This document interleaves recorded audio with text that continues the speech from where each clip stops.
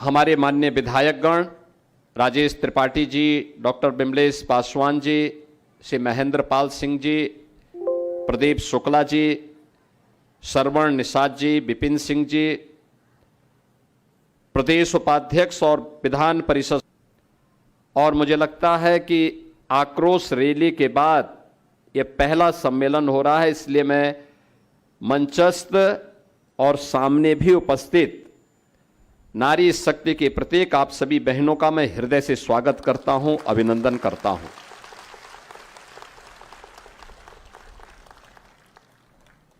इस सम्मेलन, इस भीषण गर्मी के बीच आप सभी इस सम्मेलन में उपस्थित हुए और एक बहुत शॉर्ट नोटिस पर। मेरा पश्चिमी बंगाल चुनाव प्रचार में मैं था, मुझे आज सायंकाल गोरखपुर आना था, तो मैंने अचानक जिला और महानगर इकाई के साथी डॉक्टर धर्मेंद्र सिंह जी से इस बारे में कहा कि अगर ज्वलंत मुद्दे को लेकर के हम गोरखपुर के उन सभी नारी शक्ति के साथ एक सम्मेलन करेंगे तो उसका मैसेज होगा, आधी आबादी को अपनी ताकत का एहसास होगा। और उस शॉर्ट नोटिस पर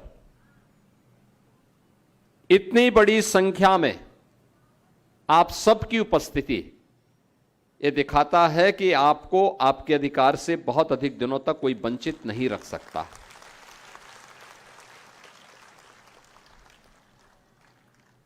ये नारी शक्ति के द्वारा भीख नहीं मांगी जा रही है,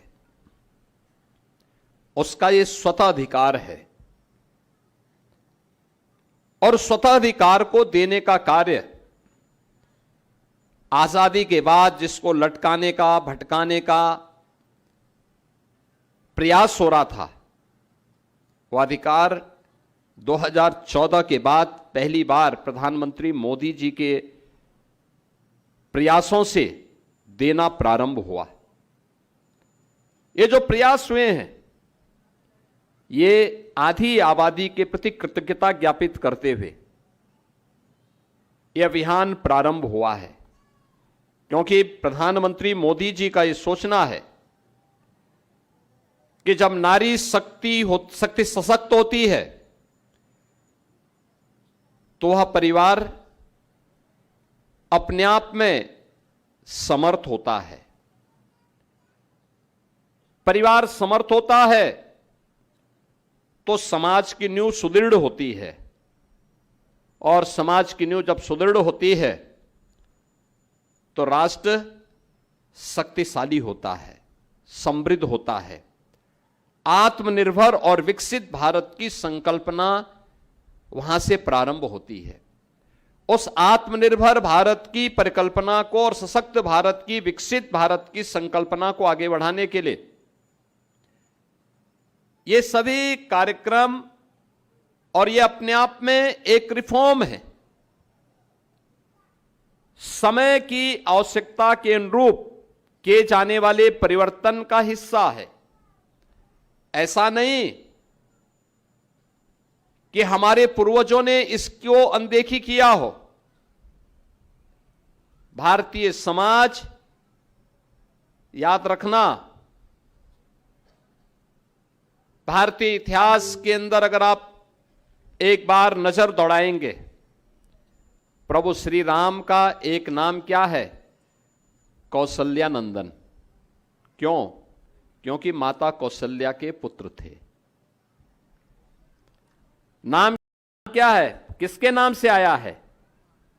मां के नाम से संबोधन हुआ। हमारे कृष्ण कन्हैया को क्या कहते हैं? यशोदा नंदन। ये भी मां के नाम से, जिन्होंने बचपन में उनका लालन पालन किया। आप याद करिए, अर्जुन को क्या कहते हैं? कौन्तेय। किसके कारण? मां के कारण। आप याद करिए, अपनी प्रतिज्ञा के लिए पूरे महाभारत को पूरी मजबूती के साथ युद्ध के मैदान में सामना करने का साहस जिनका कोई नहीं कर रहा था, जिनकी प्रतिज्ञा ही उनका संकल्प था, भीष्म पितामह गंगा पुत्र थे, गांगे कहलाए। आप याद करिए ना ये सारी बातें। और हमारे यहां जब हम संबोधन कहते हैं, जब हम श्री राम कहते हैं, जय श्री राम कहते हैं ना, श्री का संबोधन माता सीता के लिए होता है। और उसका अगर पूरा आप नाम पूरी रूप से उस पूरे उद्घोष को करेंगे तो क्या बोलते हैं? बोलो सियावर रामचंद्र भगवान की, ये नाम होता है। आप चले जाइए मथुरा वृंदावन में, वहां पर हम सब ये मानते हैं ना कि मथुरा वृंदावन ये भगवान कृष्ण की जन्मभूमि और उनकी लीला भूमि है। लेकिन संबोधन क्या है? राधे राधे का। संबोधन क्या है? राधे राधे का। आप काशी में जाइए, काशी में संबोधन क्या मिलता है? नमः पार्वती पतिये हर हर।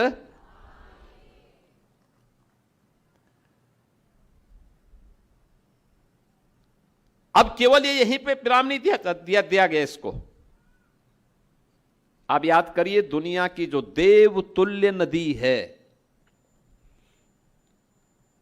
उसका नाम क्या है? गंगा।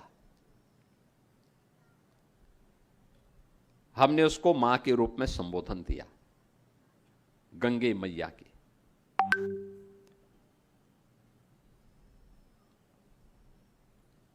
भले ही पशु योनि में है,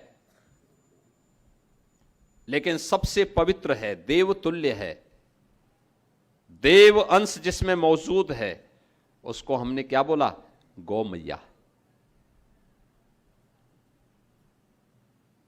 हमने हाथी को हाथी मैया नहीं बोला।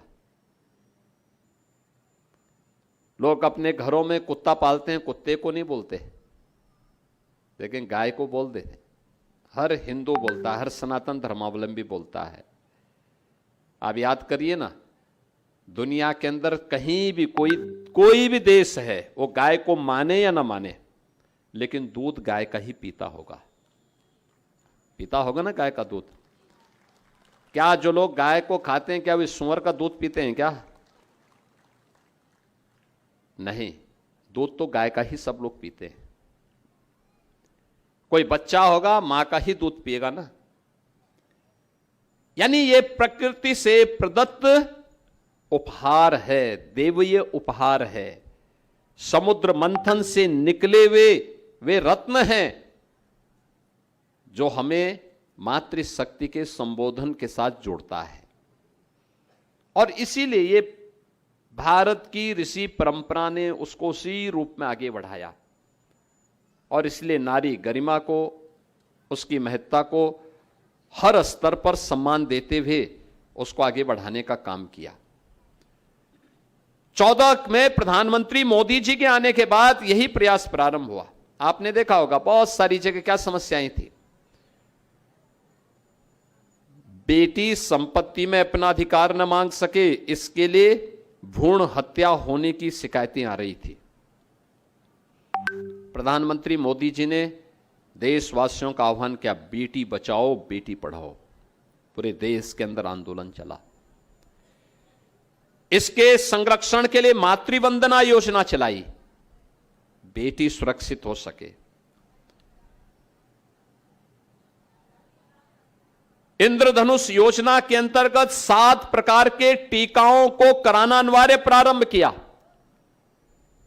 और जब प्रदेश में हमारी सरकार बनी तो प्रधानमंत्री जी ने सबसे पहली बात यही कही, कहा कि देखिए महिला और पुरुष का जो अनुपात में भिन्नता है, इसको नियंत्रित करना है। भ्रूण हत्या अभिशाप है, इसको रोका जाना है। हमें इस बात को ध्यान में रखना होगा कि हमें बाल विवाह भी नहीं होने देना है।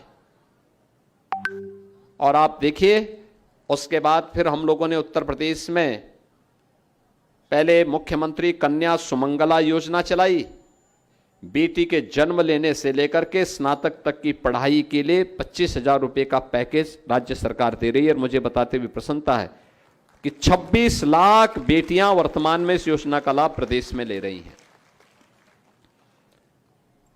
फिर बेटी की शादी के लिए पिता चिंता न करे, इसके लिए सरकार अपने ऊपर जिम्मेदारी लेगी। हम लोगों ने मुख्यमंत्री सामूहिक विवाह योजना चलाई। प्रत्येक बेटी की शादी के लिए 1 लाख रुपया देते हैं। दोनों काम होते हैं, बाल विवाह भी नहीं होता, दहेज मुक्त विवाह भी होता है, और मुख्यमंत्री से लेकर के मंत्री तक, यानी डीएम से लेकर सीएम तक सब लोग उस शादी का हिस्सा में, उसमें शादी में भागीदार बनते हैं। इतने धूम धड़ाके के साथ शादी ब्याह होते हैं। बेटी की विदाई होती है, समाज के अभिशाप को भी दूर किया जाता है और समाज को सशक्तिकरण की दिशा में कदम बढ़ाए जाते हैं।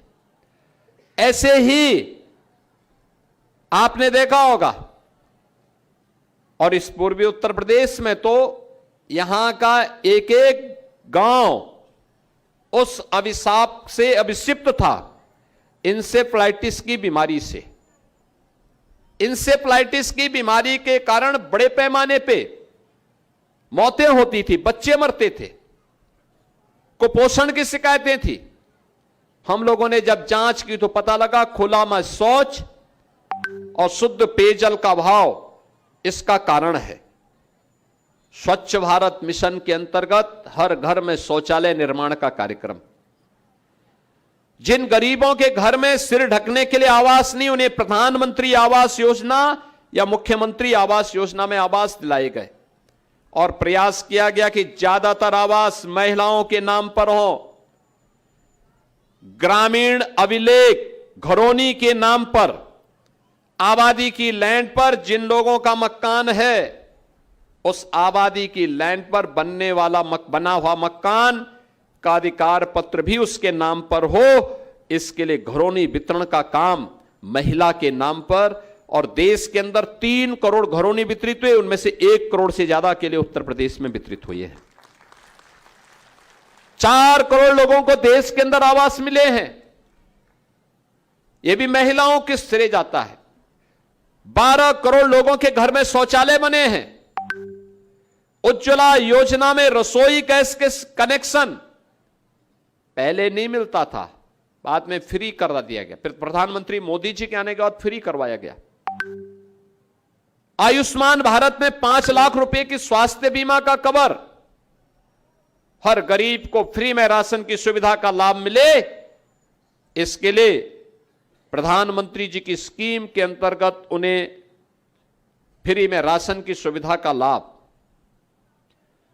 ऐसी ढेर सारी योजनाएं हैं, जो योजनाएं महिला सशक्तिकरण की दिशा में एक महत्वपूर्ण कदम है।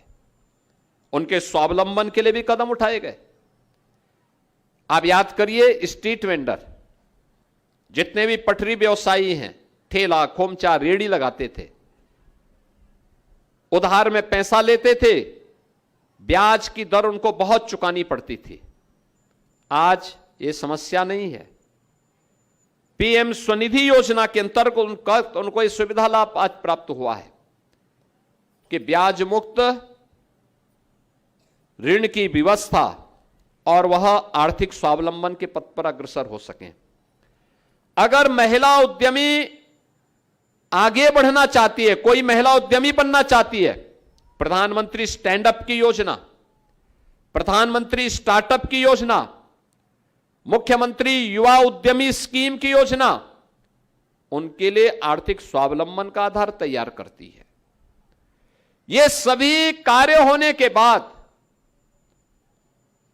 यह भी हुआ कि बिना राजनीतिक भागीदारी के, बिना राजनीतिक भागीदारी के, क्योंकि पंचायतों में तो मिला, स्थानीय निकायों में मिला, और जिन पंचायतों में महिलाएं स्वतंत्र रूप से काम कर रही हैं, जीत करके गई हैं,